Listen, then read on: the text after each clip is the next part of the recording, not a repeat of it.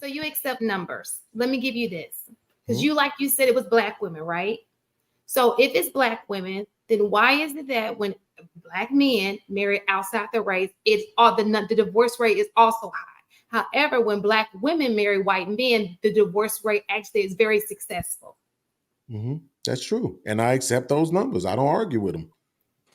It is. Now, see, now I will have to give you my opinion or my perspective on why I think that happens. But the numbers, I just accept them for what they are. And I think more often than not, if you really wanted me to just like tie it down to one thing, I think more often than not is that people just can't deal with niggas in the way that they sling dick around. I don't think most women really want to deal with that. But I understand. I know how you're thinking that. I know what you're thinking right now. I know what you're thinking right now. Right.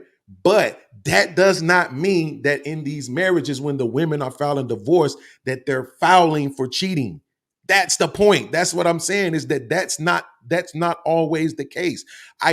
If I use my anecdotal, I'm looking at all of the men who I knew were divorced. At least 4 of those guys weren't cheaters. You would consider them simps. I had a cousin who had cancer. His wife cheated on him with his best friend. He took her back. She got her degree, got to the bag, and still left him. He wasn't no cheater. My other cousin worked for CTA. Marcus started losing his sight. His wife, he came home from the hospital one day. His wife had packed up everything and left. He wasn't no cheater. They don't be wanting to deal with certain things. I don't understand why we have to lie about who women are in these conversations. We can be honest about it, or we really don't want to change. We have to be willing to tell women, listen, you're not going to get the perfect man. He's not going to smell right all the time. He ain't going to tell you look good all the time. He ain't going to come home at the right time all the time. And you can't expect perfection either. The difference between women and men is that when men get with a woman and they pick a woman, they just pick their woman. That's my woman. Regardless of anything else I got going on, it's her. I choose her. I ain't leaving her for nobody else. It's just her. I get So that. when we talk about question real fast, because I cannot address this real fast. So the part that you missed is when I said that I took black women out of the equation and I substituted it with, I'm talking about his comment, not you, little podcast. I know. But I substituted with other women. Black women are completely out of the situation. You did a good job and you said you gave an excuse, right? I'm talking about this young man. What's his name? I can't see it because y'all know I can't. Black intellectual. Right. So I just took black women out of it. So how can black women be the problem if they're out of the equation? Well, he's talking about, he's addressing what I didn't want to say it, but he's addressing when you said about, right? No, he's addressing when you said that when black women get into relationships with white men, those marriages with white men, they tend to fare better than black men with white women. And what he's saying is specifically that black women tend to cooperate better with white men. And I would agree with him. So I think that people, I don't think that, first of all, I think you have to look at the black women that white men go after, right? Yeah. They don't usually go after the Shans. Don't you do that? Don't you do that? Because they come after me. They love themselves on me, honey. Really? But anyway, they do for whatever reason. But I date a black man. Okay, but thank God. But they usually don't date certain women, right? So that's one thing. Next thing is they've had a luxury of getting it right. You know, they haven't had the same issues we've had in the past, so they could probably provide her with some things that we're trying to get there. So so her environment may be a little bit more comfortable because it's not like a hustle type of situation. I'm just telling you, the numbers don't back that up. That's what I'm saying. But the numbers do. So what I'm saying to you is the numbers do. What numbers for what? What numbers are you? The median income for white men in this country is. We're assuming that they're dating those guys. Absolutely, because most people do. No, a lot of women, they date some. You know, they date their counterpart. Like they don't normally go. The ones I know, I don't know about. But go ahead, Mark. I just want to make sure. Are you suggesting that you think that the majority of black women who marry white men are marrying high-earning white men? No, not high-earning, just equal across like their equal. So here's how you could lie with statistics, right? So I'm gonna give you an example. I know you're gonna really understand this and feel this. So like you got what Alexis Onahan, Candace Owens' husband.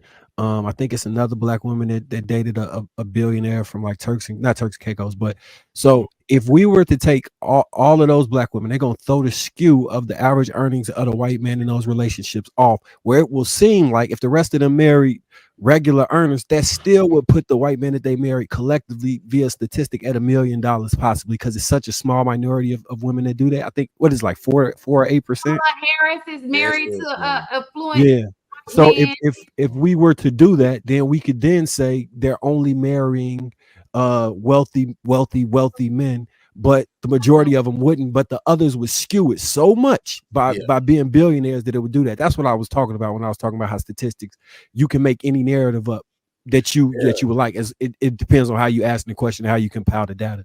No, absolutely. I understand what you're saying, and see, that's what I'm saying. For us, especially as content creators, we got to be smarter than these other Well, people. so That's when I absolutely speak, not the case, right? so so I did not say they were dating millionaires. I didn't say that. I said they were dating people usually in the same class as them. Period. Right. So that's not the same as dating a millionaire. No, 100%. We're saying that because you're saying that the white man can make a more comfortable life for her. It's just not true. No, it's just an understanding. For example, it's not about a comfortable. Maybe I said that wrong. Not necessarily a comfortable. I'm just going off of what you said. It's just more of a I don't know what's the word I'm looking for. It's not necessarily a comfortable life, just more compatible as far as where they are in life. Does that make sense? No. If I'm being honest, I need you to tell me exactly what it is that you're talking about, because so at the end of the day, it's a statistics, right? There's a reason why. We can Google what it is, but the stats, that's just what it is. Whatever it is working, right? And I refuse to see that. We know why. So people can only change their personality for so long. Eventually, the real you comes out, right? Mm-hmm. So, but whenever the real that person comes out, is still staying in that situation. And let's just say she is faking it. Let's give her. I'm make sure you know that that's correct. She's doing all these things for him, right? At the end of the day, that still does not change the fact that when you're with somebody else outside of her, it still is not successful. Absolutely. Even more so than when you're with a black woman. So at some point, we got to see, well, what is it that we're doing that's making not just, it's just not working out. We know, but this is what I'm saying. We know what it is. We just don't want to have the conversation about it because it's uncomfortable. But if you don't want to change, then you know what it is. That's a problem too. Well, I'll put it to you like this. Sometimes, right? You ever known somebody like me that deal with triggers? Because I know you said you was a teacher, so you probably got students that's been diagnosed with stuff and they may have triggers. Sure. Okay. So sometimes when you see a person that's inside of one of their triggers, in that moment, a lot of times they don't even know that they're triggered, right? You have to try to highlight to them and show them somehow that they're inside of this trigger. And then sometimes when they're inside of the trigger, they're justifying it in their minds, right? So I think a lot of times what happens with us is that we have been programmed to not like each other. That is real. We don't cooperate with each other as much as we should. We don't love and respect each other as much as we should. And we put, by all accounts at this point, whether it's podcasters, therapists, psychologists, relationship coaches, we put, especially our women, don't shoot the messenger. I ain't the one saying it. The coaches and all these people saying it, is they put these super duper expectations on black men. And I think black men also put super duper expectations on black women as it pertains more so to monogamy. Right.